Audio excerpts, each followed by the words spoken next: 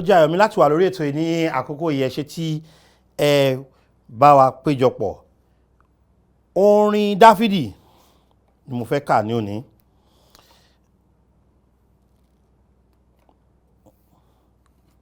Orin Dáfídì orí 89 89.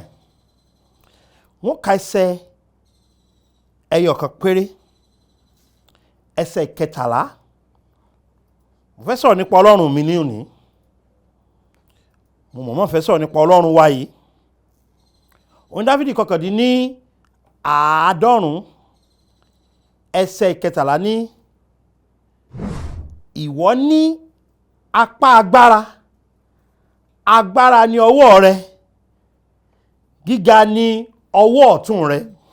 Ẹ kí n tún ẹsẹ̀ yẹn kà lẹ́ẹ̀kan sí. Ó ní ìwọ ní apá agbára, agbára ní ọwọ́ rẹ, gíga ní ọwọ́ ọ̀tún rẹ.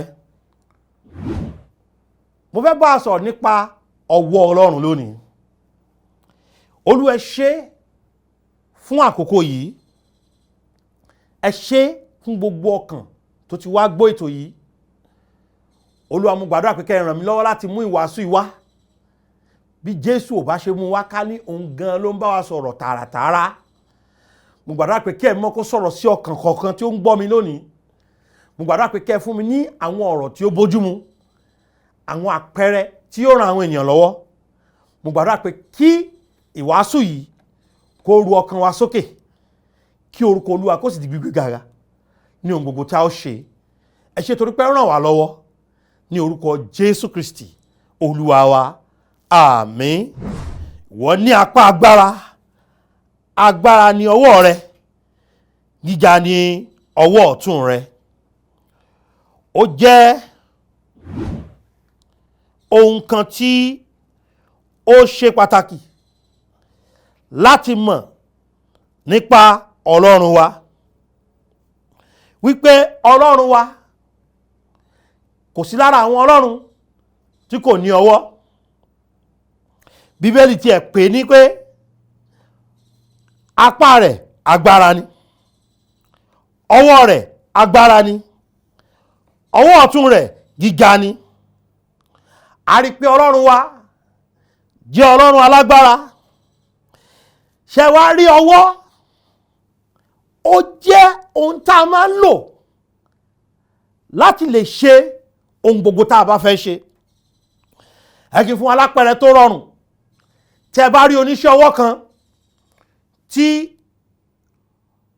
ó ń ṣiṣẹ́, bóyá fọ́gá ni, àbẹ́ni tó ń dirun, àbẹ́ni tó ń tún mọ́tò ṣe, ẹ̀yin ó rí pé a kì í pè wọ́n lóníṣẹ́ ọpọlọ, oníṣẹ́ ọwọ́ la máa ń pè wọ́n.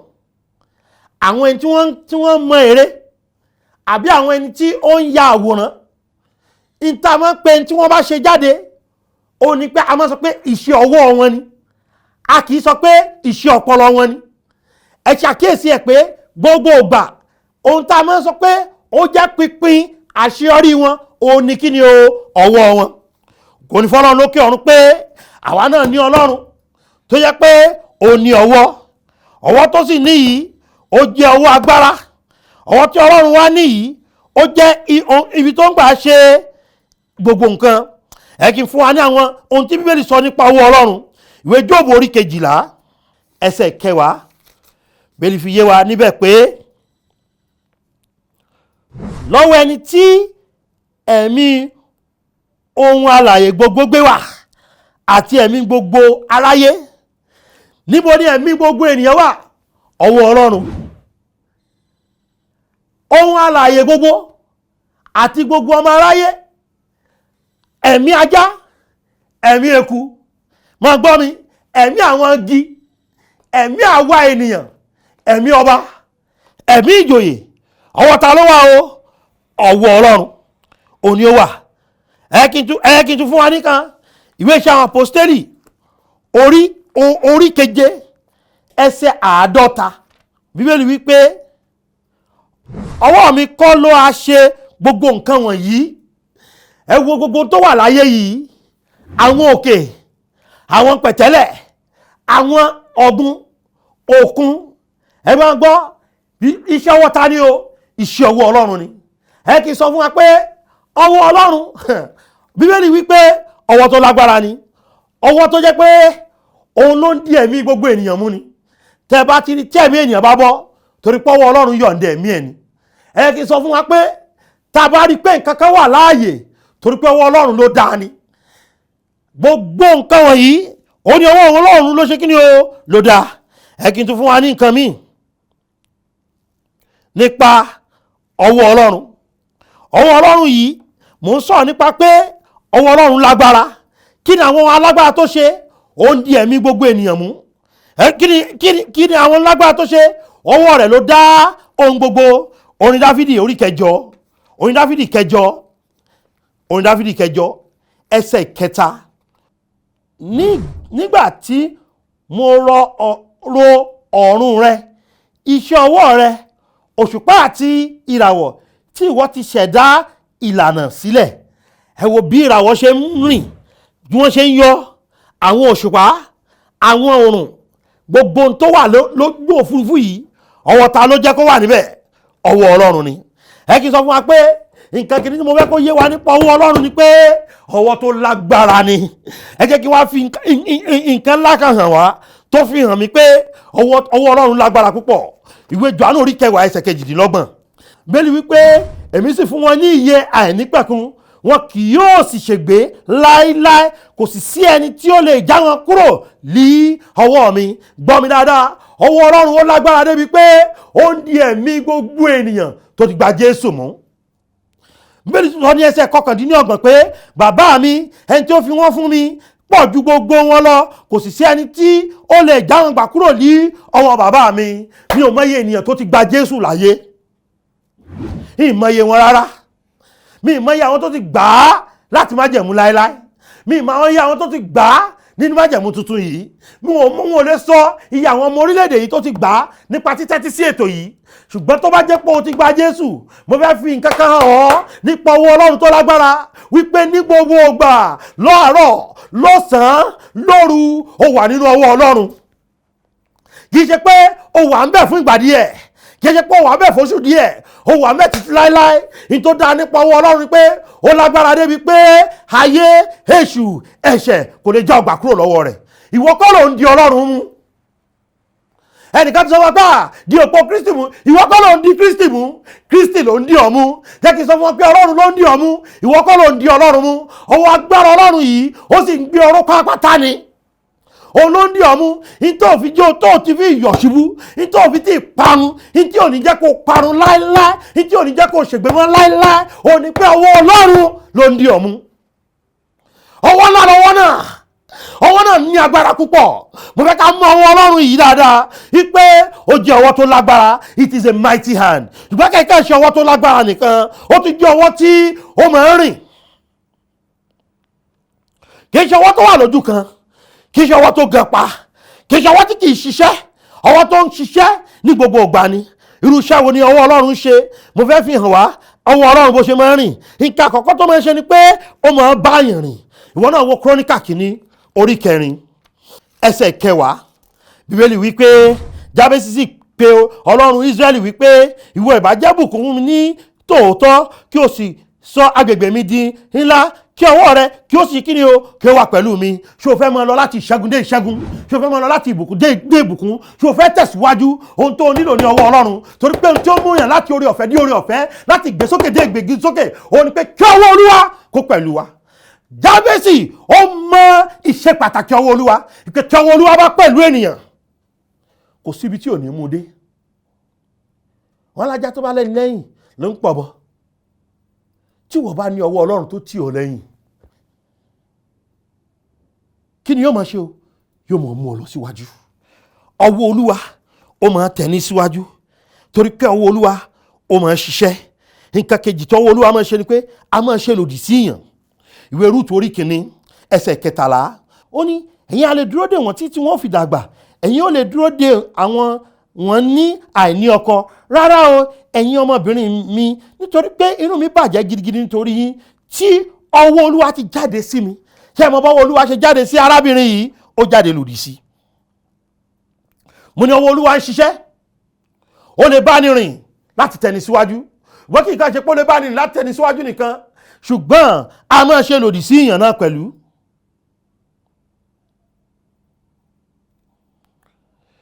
Rúùtù, ìyá Naomi, nígbà tí wọ́n lọ lòdì sí ìfẹ́ Ọlọ́run, nígbà tí wọ́n rìn lòdì sí ọ̀rọ̀ Ọlọ́run, nígbà tí wọ́n rìn lòdì sí ìfẹ́ Ọlọ́run, ṣe mọ̀ tọ́wọ́ Olúwa ṣe? Ó jáde lòdì sí wọn. Wọ́n jáde lọ lẹ́kùnrẹ́rẹ́. Nígbà tí wọ́n padà dé, òfìfo ni wọ́n padà dé.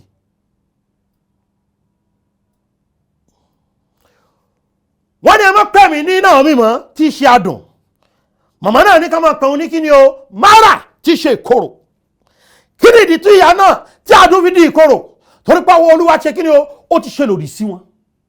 Ó máa ń dùn mí pé ọ̀pọ̀lọpọ̀ àwọn onígbàgbọ́ la kì í kíyèsára.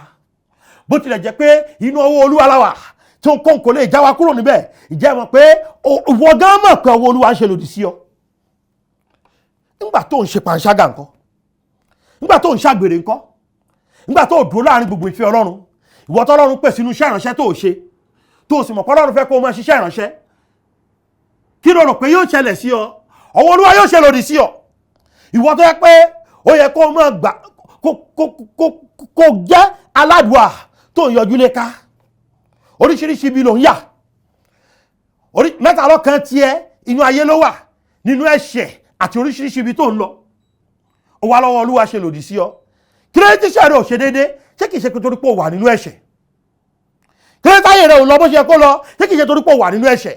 Mo sọ wọn pé ọwọ́ Ọlọ́run ó ní agbára, ṣùgbọ́n ọwọ́ Ọlọ́run máa ń rìn.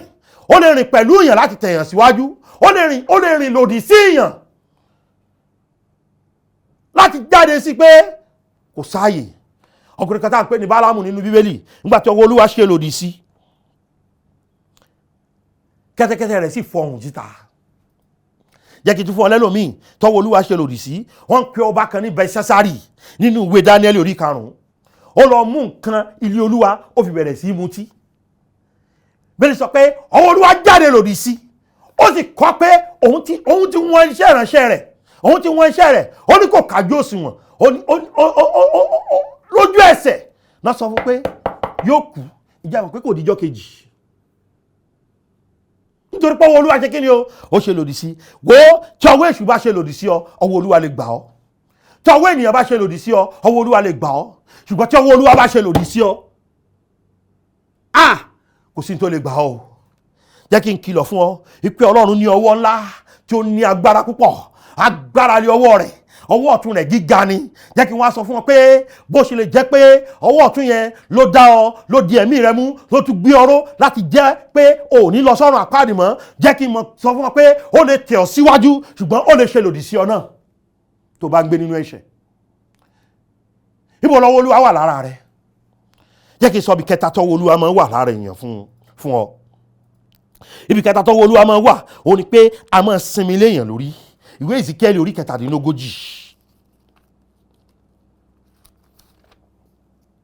Ó rí lọ́pọ̀lọpọ̀ gbà. Mo ní ọ̀rẹ́ kan tó yẹ pé tó bá fẹ́ búyàn ó mọ̀ gbọ́, ọwọ́ burúkú ń bẹ lára rẹ o. Ní máa sọ fún àwọn ènìyàn. Torí pé ó ti mọ̀ pé ọwọ́ tó yẹ kó wà lára rẹ̀ kọ́ ló wà lára rẹ̀.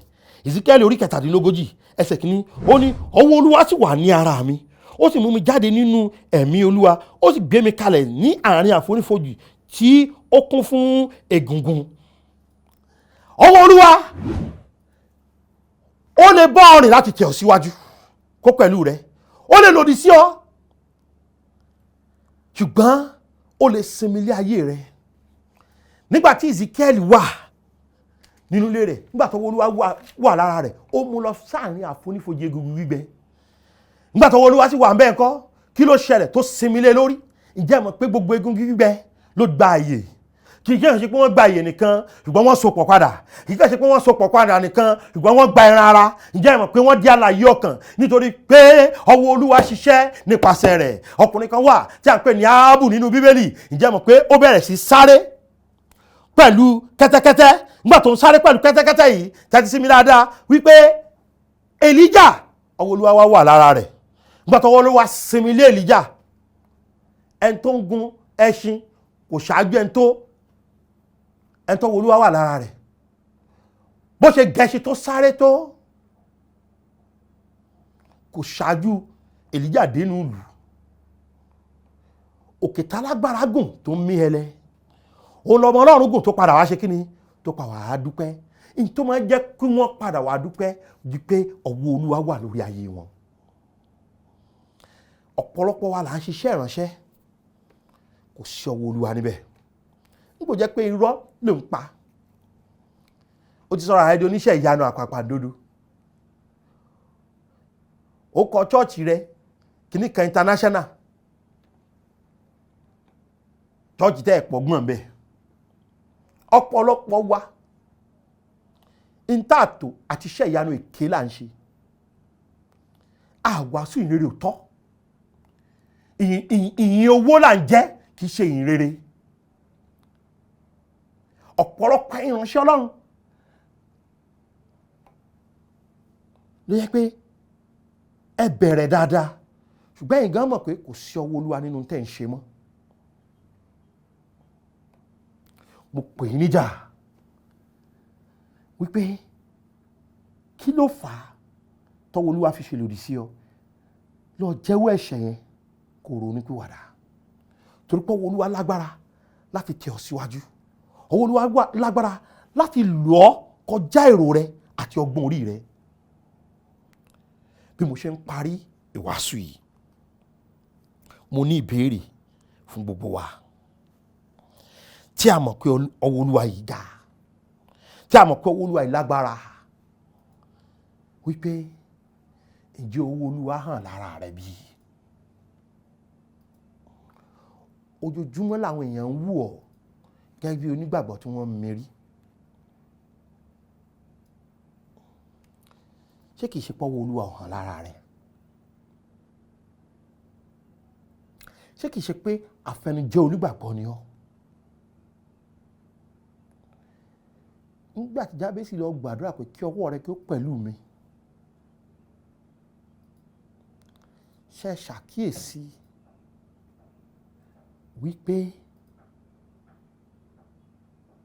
ọlọ́lá ni, ṣùgbọ́n ní ìbànújẹ́ ní ìyá rẹ̀ bí ló fi tẹ Ọlọ́run Ísírẹ́lì lọ. Ọwọ́ Olúwa ọwọ́ tó lágbára ni. Ọwọ́ Olúwa ọwọ́ tí ó máa ń rìn ni. Ó lè bọ́ ọ rìn, ó lè rìn lòdì sí ọ, ó sì lè sinmi lé ọ lórí. Tó bá sinmi lé ọ lórí, iṣẹ́ agbára ni ó ṣe. Tó bá bọ́ ọ rìn, yóò tẹ̀ ọ́ síwájú ni. Ṣùgbọ́n tó bá ṣe lòdì sí ọ, wọ́n gan mọ̀ pé orí àké ti bọ́ sọnù, igi lásán ló fi ń gégi. Igi ò sì lè gégi. O nílò orí àké náà padà. Ìbéèrè tí mò ń béèrè ni pé ǹjẹ́ ọwọ́ Olúwa hàn lára rẹ bí? Ṣó hàn níbi iṣẹ́ rẹ? Ṣó hàn nínú ẹbí rẹ? Lo àkókò tó nítumọ̀ ní àṣálẹ́ yìí láti béèrè fún ọwọ́ Olúwa, láti jẹ́wọ́ tó bá jẹ́ pé ọwọ́ Olúwa ń ṣe lòdì sí ìwọ ni.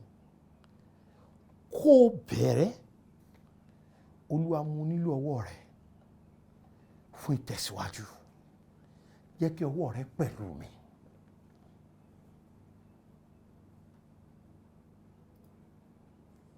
Ní ọ̀pọ̀lọpọ̀ gbà là ń ṣe làálàá tí kò nílò, torí pé ọwọ́ Olúwa ti jáde lòdì sí wa ni. Ní ọ̀pọ̀lọpọ̀ gbà là ń ṣe làálàá tó nílò, ṣùgbọ́n a nílò ọwọ́ Olúwa láàrin iṣẹ́ ìránṣẹ́ wa. A nílò ọwọ́ Olúwa ní gbogbo ọ̀nà wa pátá. Mò ń béèrè lẹ́ẹ̀kan sí, ǹjẹ́ ọwọ́ Olúwa hàn lára rẹ? Kódà tọ́wọ́ Olúwa ò bá ti hàn lára rẹ, kọ́kọ́ bíra rẹ pé ṣé o ti dàtún bí ná.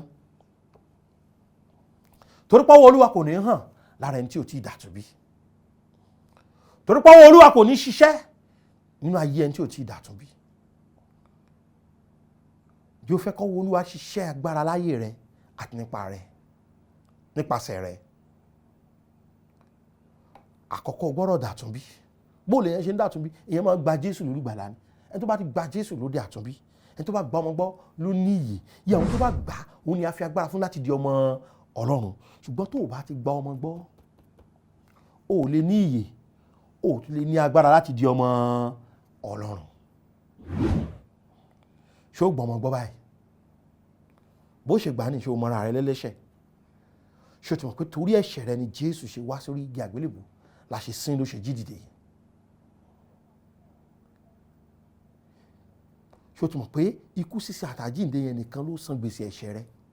Ìwà mímọ́ rẹ kọ́ ló san, chọ́ọ̀chì lílọ rẹ kọ́ ló san, gbígbọ́ wàásù rẹ kọ́ ló san, ikú Jésù ló san. Tó bá lè fi ìgbàgbọ́ rẹ sínú Jésù nìkan, kó o pè é sínú ọkàn rẹ lónìí, yóò wá kò sì ní jáde mọ́ láéláé, torí pé ọwọ́ Olúwa yóò dì ọ́ mú títí ayérayé ni. Tẹ́rì rẹ bá kó o pe Jésù sọ́kàn rẹ pé Jésù ṣàánú mi, mo gbàgbọ́ pé ikú sísìn àtàjíǹde rẹ san gbèsè gbogbo ẹ̀ṣẹ̀ mi. Mo gbà ọ́ gẹ́gẹ́ bí olùgbàlà ọkàn mi lónìí àti Olúwa ayé mi. Jésù, mo dúpẹ́ torí pé o ti wá sínú ọkàn mi. Jésù Olúwa wa, àmín. Ẹ ṣé tẹ́ darapọ̀ mọ́ wa láṣálẹ́ yìí, a sì dúpẹ́ pé Ọlọ́run ti lo ọ̀rọ̀ rẹ̀ láti jẹ́ ìbùkún fún wa láṣálẹ́ yìí. Mo ní ìdánilójú pé tó o bá ṣe tí ọ̀rọ̀ Ọlọ́run sọ, ìwọ náà ní ìgbàlà, torí Bíbélì sọ wípé ẹnikẹ́ni tí ó bá pe orúkọ Olúwa la ó gbàlà. Tó bá jẹ́ pé o ti ṣe ìpinnu náà tó o sì fẹ́ ká mọ̀, jọ̀ọ́ pè wá lórí ẹ̀rọ ìbánisọ̀rọ̀ wa 0816-208-1344 0816-208-1344 tàbí 0708-242-8527 0708-242-8527 WhatsApp number wa nìyẹn.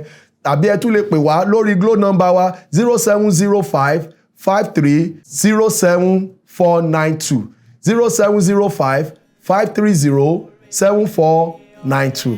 Àlàáfíà fún yín. Ẹ ṣé púpọ̀.